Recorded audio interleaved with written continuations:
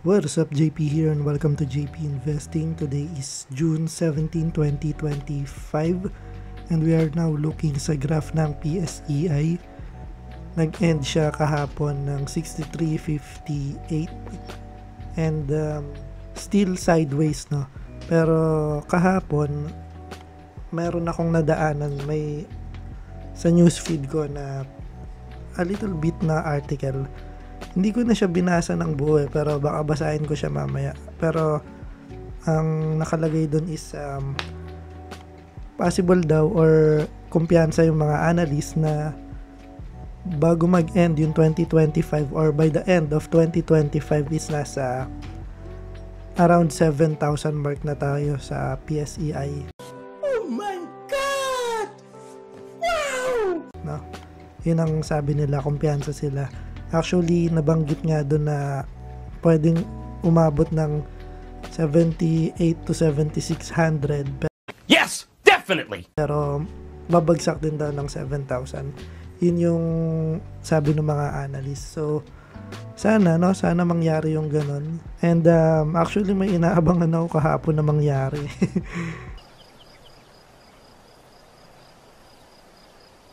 Kahapon ba or nung ano ba ngayon?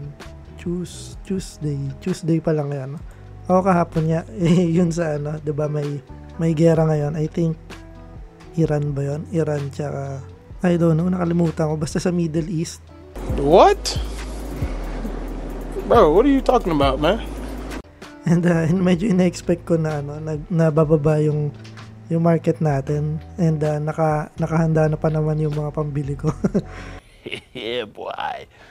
Pero guess what, hindi tayo masyadong naapektuhan, no? Hindi naapektuhan yung index natin and parang sa tingin ko yung medyo nakaapekto parang crypto lang, no? Yung sa Bitcoin, medyo bumaba ng konti yung sa Bitcoin.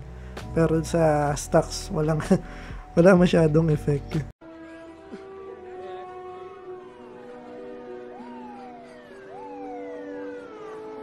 Sayang, opportunity sana. Anyway, proceed na tayo dun sa Excel file natin, no?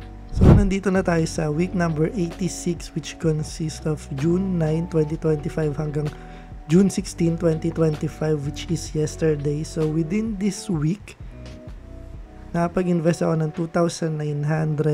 What I call them? Fun coupons! See that? And yung nagbigay ng dividend is AREIT, no? Nabigyan tayo ng 417.6 pesos. And yung ibinili ko nung ininvest ko is Costco again. Ewan ko, maano sa akin yung Costco kahit na medyo drop yung ano niya ngayon, no? Yung price niya ngayon. Pero I felt like silipin na lang natin. Ayan, medyo nag-drop na siya. Pero I felt like, sana. Siyempre, hindi ako sure. Sana, lang to, mga nagbenta lang to. And hopefully, eventually, tumaas ulit siya. So, with that, stock sold, wala. And total market value is 333,804.11 and we have an unrealized gain of 26,319.79. Medyo bumaba na siya, no, compared dun sa last week, pero okay lang yan. Eventually tataas din naman yan, hopefully. And total dividends is naka-receive na tayo ng dividends sa AREIT, no? Total dividends na na-receive natin investing in 86 weeks is 17,532.9. Foolish to have all this money lying around. Oh, you'd rather have it down at the bank where the Jewish guys can leer at it? Yeah! Yeah, money! Check nga natin yung mga dividends na mabibigay. Ayan, so yung mga nakasulat dito na dividends na marireceive pa natin is PPC na 631, ATI na 963, tsaka Topline na 115.5 pesos.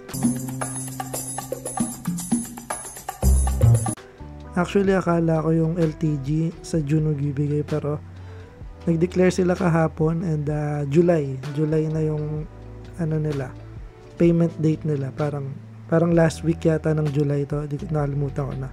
Pero ayun, same pa rin yung dividend per share nila na 0.3 pesos per dividend per share, no?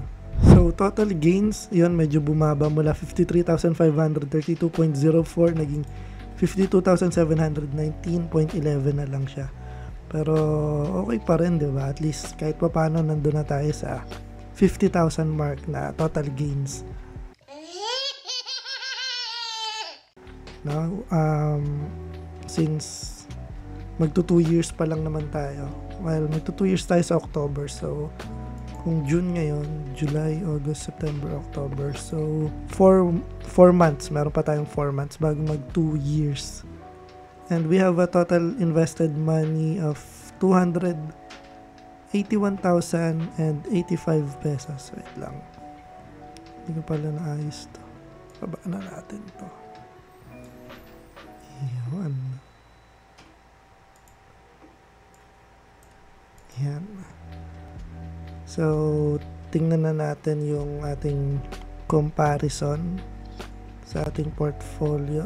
So, yung last update natin sa ating portfolio is June 9, 2025 and today is June 16, 2025. So, yung A-REIT nung June 9 is 40.15 and ngayon is 40.1. Medyo flat lang din. And ATI 23.55 naging 23.2 na lang siya. Medyo bumaba ng konti. And then Costco mula 7.14 naging 6.63. Ito nga yung medyo bumababa na ng konti. And Citicorp mula 3.35 naging 3.42 na siya.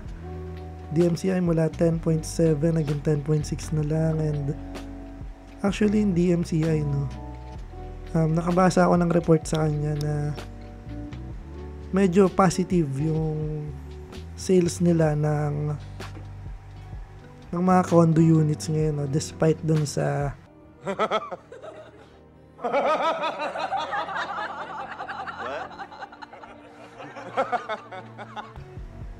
nangyayaring oversupply.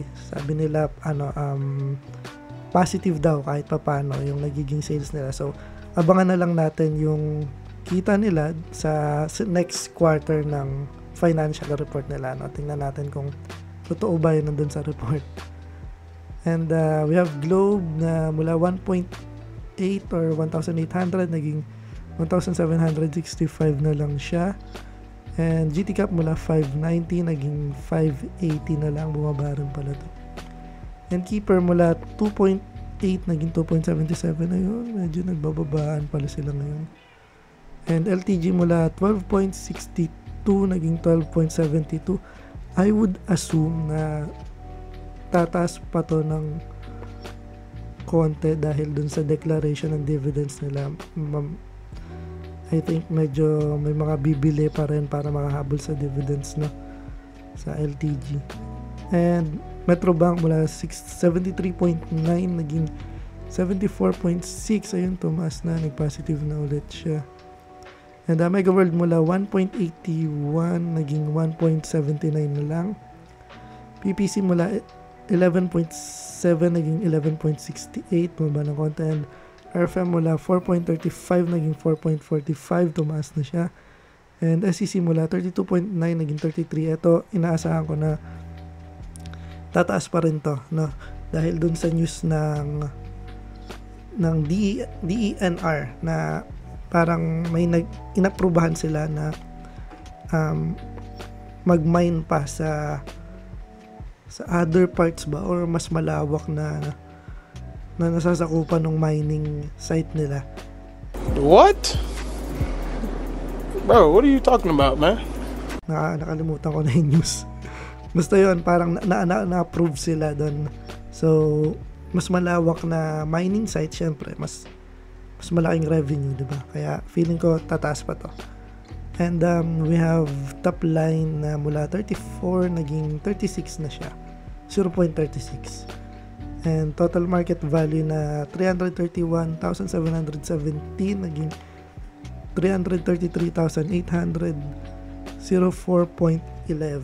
And that's it for today, guys. Maraming salamat sa inyong patuloy na panunood and sana mag-subscribe kayo. So please, whatever. And yun lang, maraming salamat. Hanggang sa muli, paalam.